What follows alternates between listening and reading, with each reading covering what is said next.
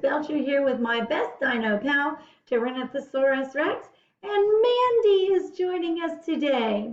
Today is Friday, February the 19th, 2021. And you know what that means since it is Friday. It's time for our weekly mini celebration for completing another awesome week of school. So right now, everyone give yourself a pat on the back. Give yourself a high five. Woo! Take a selfie. Pose with me, Mandy. Click, click. Whatever you want to do to say, way to go, me. I'm amazing. All right, so I'm going to shuffle up in my little corner here.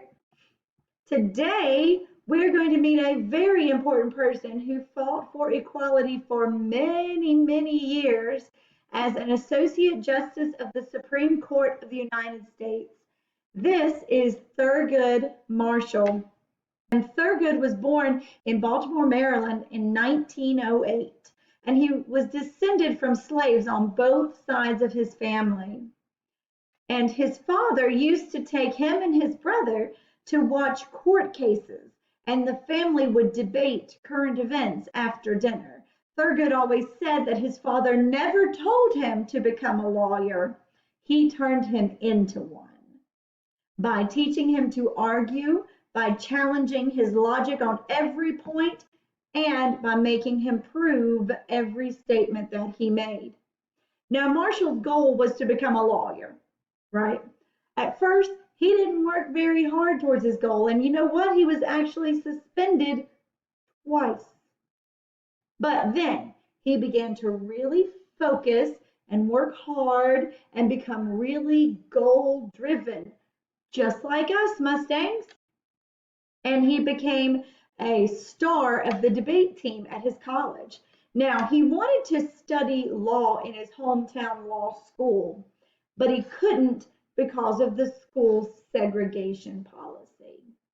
So after he did get his law degree, he became a lawyer in Baltimore and began working with the National Association for the Advancement of Colored People, the NAACP, and he became part of their national staff.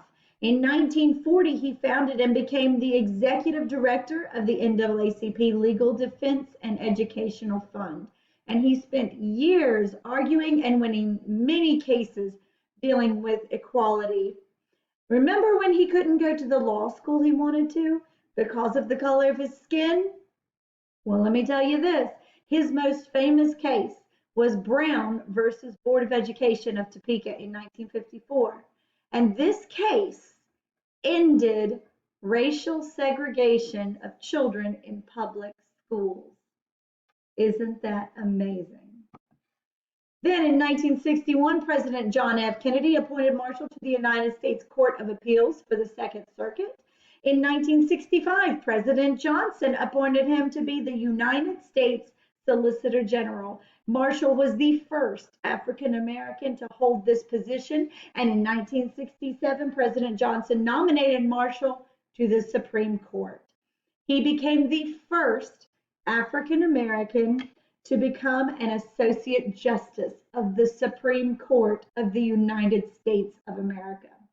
He served the court for the next 24 years, standing up for and fighting for civil rights, women's rights, and criminal procedures, and much more.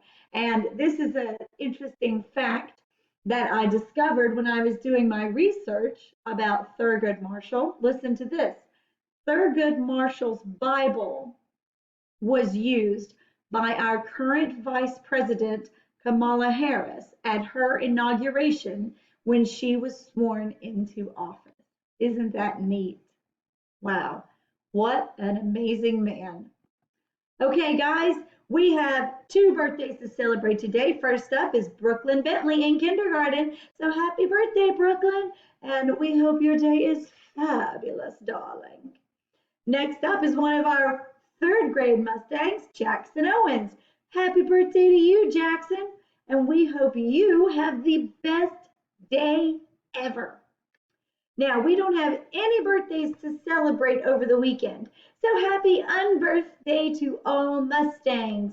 Tune in next week for more Mustang birthdays coming up.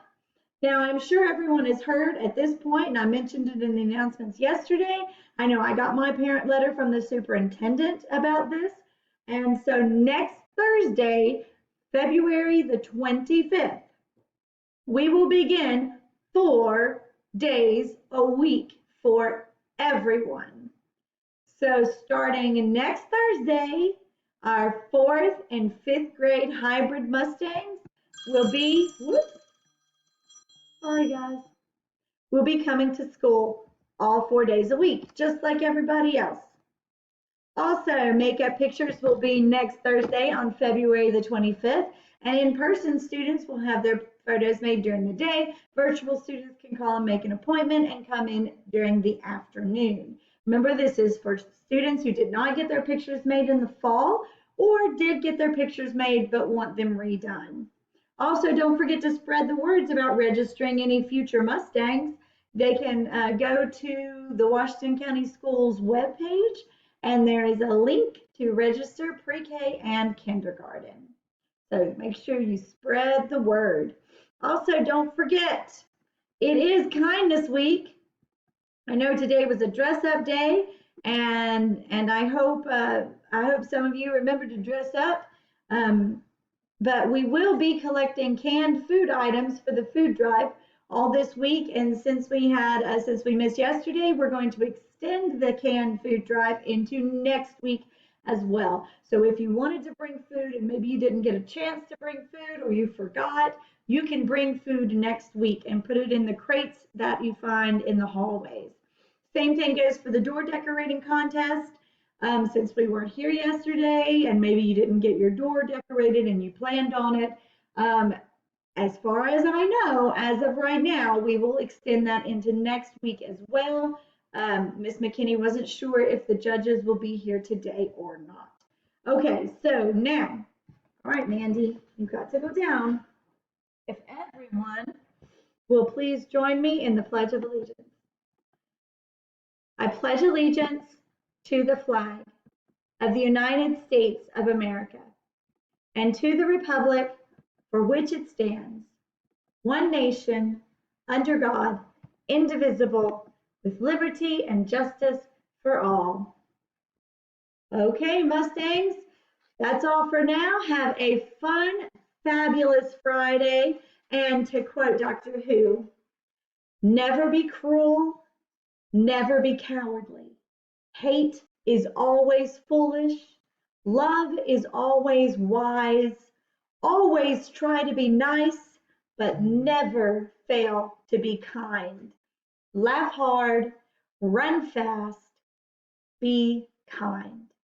And as always, be excellent to each other, Mustangs, and we will see you next time.